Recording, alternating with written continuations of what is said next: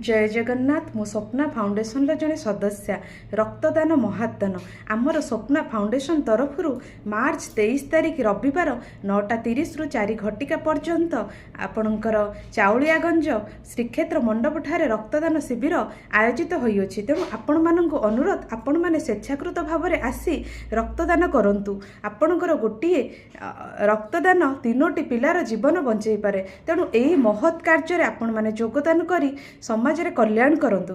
Jai Hind, Jai Bharat.